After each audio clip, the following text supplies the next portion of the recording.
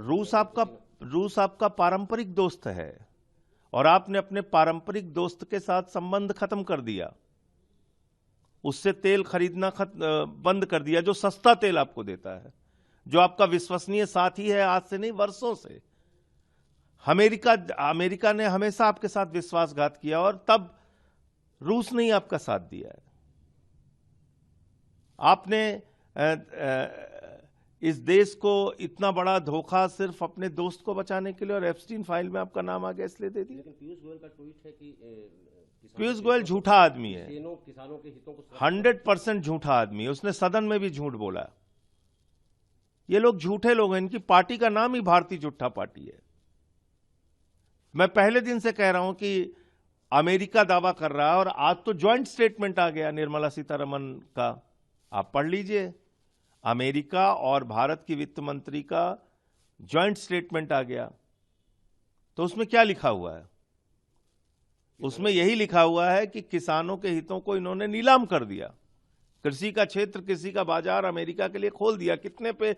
0 tax पे, और हमारे सामानों पे वो 18% टैक्स लेंगे। आप बताइए, ये है हकीकत। ये $500 अरब का उन्होंने समझौता भी किया भारत से। तो 45 लाख करोड़ रुपए हुआ। $500 बिलियन मतलब 45 लाख करोड़ रुपए। इसको हिंदी में सरल भाषा में देश के लोगों को समझना पड़ेगा। 5 साल में है ये। तो 5 साल में है तो क्या आपको लगता है कितना हुआ बजट का हिस्सा? आपका बजट हिंदुस्तान का कितना है? 53-54 लाख करोड़ रुपए। और 5 साल में आप अकेले अमेरिका से कितना सामान खरीदेंगे? 45 लाख करोड़ रुपए का। ये खरीदना ही खरीदना है। अरे भाई, आपने समझौता किया है। आप कोयला वहां से खरीदेंगे, गैस वहां से खरीदेंगे।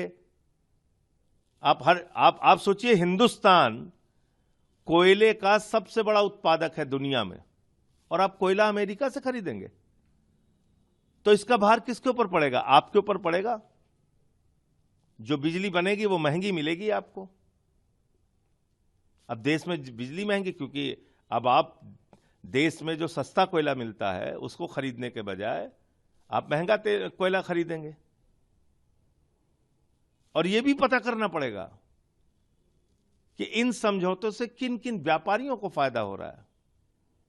उसकी भी लिस्ट आपको सामने आ जाएगी। मैं अभी बोल रहा हूं और आपको पूरा विवरण के साथ दूंगा, पूरी जानकारी दूंगा कि इससे इनके दोस्तों को कितना फायदा होगा। तो रोजी रोटी पर भारी, 2 नेता 2 व्यापारी, यही चल रहा है देश में।